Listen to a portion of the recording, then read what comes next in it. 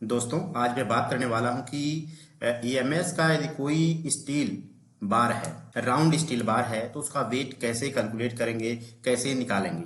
यदि आपको बोल दिया जाए कि 25 mm डायामीटर का 10 मीटर लंबा कोई स्टील बार है, तो उसका वेट कैसे निकालेंगे। तो बड़ी समस्या होती है कैलकुलेट करने में, लोगों को नहीं पता होता है। तो आज मैं इसके कैलकुलेशन को भी समझाऊंगा और इसके ट्रिक के बारे में बताऊंगा कि कैसे आप एक चुटकी भर में जो है इसके वेट को निकाल सकते हैं। इसके बारे में आज मैं बताने वाला हूं।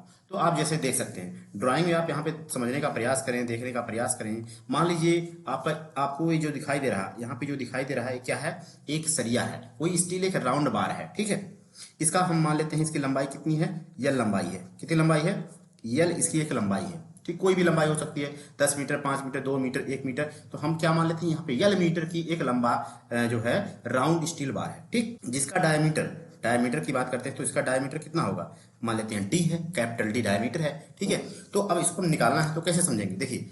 यदि आपको एक ऐसा दिखाई दे रहा है, एक सिलेंडर जैसा दिखाई दे रहा है, कैसा दिखाई दे रहा है, सिलेंडर जैसा दिखाई दे रहा है, जैसा कि आप देख सकते हैं, ठीक है। तो सिलेंडर का आयतन क्या होता है, क्या आप जानते हैं, उसका वॉल्यूम क्या होता है आप जानते हैं। तो सीखते हैं कैसे निकालते हैं। देखिए, तो वॉल्यूम की बात करते हैं। वॉल्यूम क्या होता है, पाई आर स्क्वायर इंटू एच, ये होता है सिलेंडर का वॉल्यूम निकालने का फॉर्मूला, ठीक। अब यदि बात करते हैं इसकी, तो देखो पाई का पाई रखिए, पाई बोले तो 3.14 या फिर 22/7, ये होती है इसकी वैल्यू। तो पाई को पाई में ही रहने देते हैं, ठीक है। आर की वैल्यू क्या है, आर बोले तो रेडियस, रेडियस ऑफ बार, ठीक। आर की वैल्यू है रेडियस ऑफ बार। तो यदि डायमीटर डी है ठीक है, तो रेडियस कैसे निकलेगा, R equal to capital D by 2, ये होता है इसका रेडियस निकालने का फॉर्मूला।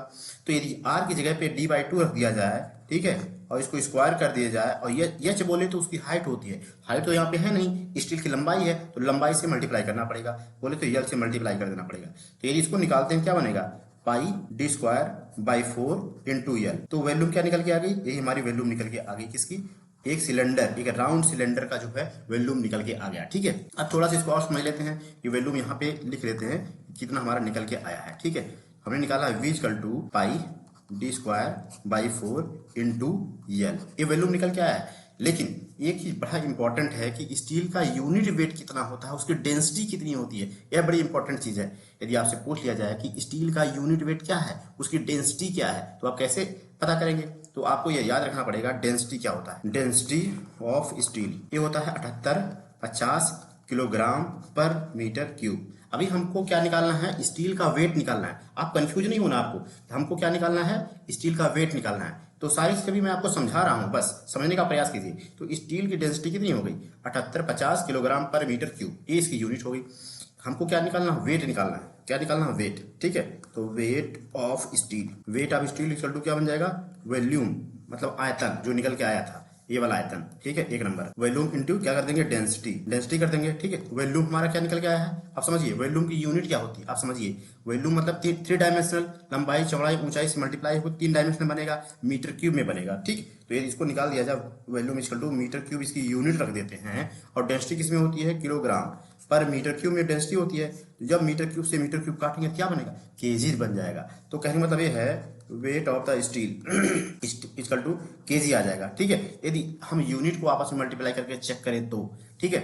अब इसको हम निकालने का प्रयास करेंगे अब इसको हम निकालने का प्रयास करेंगे, कैसे निकालते हैं, देखिए। Weight of steel, weight of steel equal to क्या बनेगा हमारा volume into density, volume into density. Density हमारी वॉल्यूम कितनी निकल के आई थी एक नंबर में, ठीक है। अब दिखाता हूं मैं आपको एक नंबर में, यहाँ पे देखो वॉल्यूम कितनी निकल के आई है, आप देख सकते हैं pi D square by 4 into L, ठीक है। तो आते हैं इस पे देखते हैं, तो आप देख सकते हैं पाई डी स्क्वायर तो वॉल्यूम रखिए pi D square into L, pi D square upon four into L, और डेंसिटी कितनी निकल के आई थी, 7850, ठीक है, ये निकल के आई थी। याद रखना है, जो आपको लंबाई ये रखना है, इसका यूनिट वेट क्या होना चाहिए, मीटर में होना चाहिए, ठीक है। किसमें होना चाहिए, मीटर में ही होना चाहिए, ठीक है। तो मीटर में इसकी लंबाई रखना पड़ेगा, ठीक है।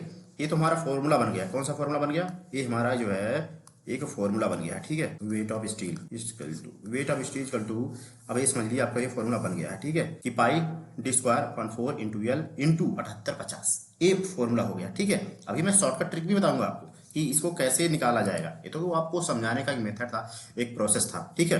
लेकिन अब देखिए मैं आपको क्या समझा रहा हूँ, ठीक है। मान लीजिए फॉर्मूला हमारा क्या बन गया है, weight of steel, steel equal to क्या बन गया है बताइए, बन के आया था हमारा 3.14, पाई की वैल्यू हमने रख दिया है D square upon 4 into L into 50। ठीक है। यदि आपसे बोल दिया जाए कि 8 mm, ठीक है, 8 mm इसका क्या है, डायमीटर है। 8 mm डायमीटर का 1 मीटर लेंथ है, 1 मीटर क्या है, लेंथ है, तो उसका यूनिट वेट क्या होगा। कहने मतलब 1 मीटर यदि लंबा हमारा सरिया है, राउंड बार है, उसका डायमीटर 8 mm का है, तो उसका वेट कैसे निकालेंगे। तो आप देखिए, इसी में आप फॉर्मूला केवल पुट कर दीजिए। क्या करेंगे पुट करके, 3.14 इंटू डी बोले तो डायमीटर 8 mm है, 8 mm को मीटर में कन्वर्ट कीजिए तो 0.008 का होल स्क्वायर बन जाएगा। अपॉन में 4 है, इंटू का 7850 कर दीजिए। क्या कर दीजिए, 7850। जब इसको आप कैलकुलेट करेंगे, निकालेंगे, तो आएगा क्या, 0.395 किलोग्राम। कहने मतलब है 1 मीटर स्टील का सरिया है, उसका डायमीटर 8 mm है, तो उसका 1 मीटर का वेट कितना बनेगा, 0.395 किलोग्राम। ठीक है, ये निकल के आएगा। ठीक है, ये तो था आपको समझाने का एक लंबा मेथड, एक लंबा। ठीक है, अभी हमको समझना है कि इसको शॉर्टकट कैसे निकालेंगे। अब ये बड़ी इंपॉर्टेंट चीज है, आपको समझना पड़ेगा यार। देखिए, अभी हमने आपको जो है मेरा लॉन्ग मेथड समझाया है, ठीक है, लेकिन हमको क्या सीखना है, बिल्कुल शॉर्टकट मेथड सीखना है। Weight of steel equal to होता है डी स्क्वायर अपॉन 162। क्या होता है, डी स्क्वायर अपॉन 162। ठीक है, इसी में सारी वैल्यू को रखेंगे और फटाफट आएगा। ठीक है, अब कैसे समझते हैं, यदि 8 mm का आठ एम स्टील का डायमीटर है और 1 मीटर उसकी लेंथ है, 1 मीटर लेंथ है, इसका वेट क्या बनाइए, बताइए वेट क्या बनेगा इसका। तो डी की बोले तो बताइए, डी बोले तो इसको mm में ही रखिए, आप mm में ही रखिए। तो 8 का स्क्वायर अपॉन 162 कर देंगे तो आ जाएगा 0.395। ये क्या बन जाएगा, किलोग्राम। ठीक है, ऐसे ही 10 mm का है, 10 mm का है, 1 मीटर उसकी क्या है, लेंथ है, 1 मीटर उसकी लेंथ है, और वेट बोला जाए आपसे निकालने के लिए क्या बनेगा, 10 का स्क्वायर क्या बनेगा, 10 का स्क्वायर अपॉन 162। ठीक है, ये बन जाएगा 0.617 किलोग्राम। ठीक है, आई थिंक आपको समझ में आ रहा होगा। इसी मेथड से ही निकालना, आप बस उसको आपको समझाने का एक प्रोसेस था, मेथड था। यदि आपसे बोला जाए 12 mm का स्टील का बार है तो क्या निकल के आएगा, 1 मीटर स्टील का वेट है सब, तो निकल के आएगा। यदि 12 का स्क्वायर करो और 162 से डिवाइड करो, क्या बन के आएगा, 0.888 आ जाएगा, 888। ठीक है, ऐसे ही हम बात करेंगे। अभी हमने 12 mm का निकाल लिया है, 16 mm की बात करते हैं। 16 mm का क्या है, डायमीटर है, 1 मीटर उसका क्या है, लेंथ है। ठीक है, तो यूनिट वेट क्या बनेगा इसका, बताइए वेट क्या बन जाएगा, 16 का स्क्वायर कीजिए, अपॉन में 162 से भाग दीजिए, निकल के आ जाएगा आपका 1.58 किलोग्राम। 1 मीटर का मतलब, 1 मीटर का जो है, 1 मीटर 16 mm का डायमीटर है, 1 मीटर उसकी लेंथ है, तो उसका वेट कितना बनेगा, 1 किलो 58 ग्राम ये बन जाएगा। ऐसे 20 mm का है तो कितना निकल गया ये बताइए जरा, 20 mm का है, ठीक है, 1 मीटर उसकी लेंथ है, और उसका वेट कितना बनेगा बताइए जरा। 20 का स्क्वायर अपॉन में 162 करेंगे तो 20 का स्क्वायर मतलब 400। ठीक है, 400 डिवाइड बाई 162, इसको जब करोगे तो आ जाएगा समथिंग कितना आएगा, 1.58। तो इसका हो गया था। ठीक है, 400 डिवाइड बाई 162 यदि करते हैं तो क्या निकल जाएगा बताइए जरा। ये आता है कुछ मुझे भी एग्जैक्टली याद नहीं आ रहा है इसका वेट, तो उसको कैलकुलेट कर ले, जो चीज याद ना है कैलकुलेट कर लीजिए। ठीक है, अब देखिए 20 का स्क्वायर करेंगे 400 बन जाएगा, 400 डिवाइड बाई 162 कीजिए तो 2.46 किलोग्राम। आई होप, मैं आशा करता हूँ, उम्मीद करता हूँ आपको बिल्कुल अच्छे से समझ में आ गया होगा कि यदि आपसे पूछा जाए कि एमएस का कोई राउंड स्टील बार है, सरिया है, या कोई भी राउंड स्टील बार है, उसका वेट कैसे निकालेंगे, तो बिल्कुल दिमाग में रखिए D square upon 162, D square upon 162 रख के आप कैलकुलेट करें, बिल्कुल आपका जो है फटाफट किलोग्राम में वेट आ जाएगा। जो वेट आएगा वह 1 मीटर का होगा, पर यूनिट वेट होगा, उसको याद रखिए। तो इसी प्रकार से आपको 10 मीटर का निकालना है तो 10 से उस वेट में मल्टीप्लाई कर दीजिए तो आपका 10 मीटर का आ जाएगा वेट। 100 मीटर का निकालना है तो 100 से मल्टीप्लाई कर दीजिए।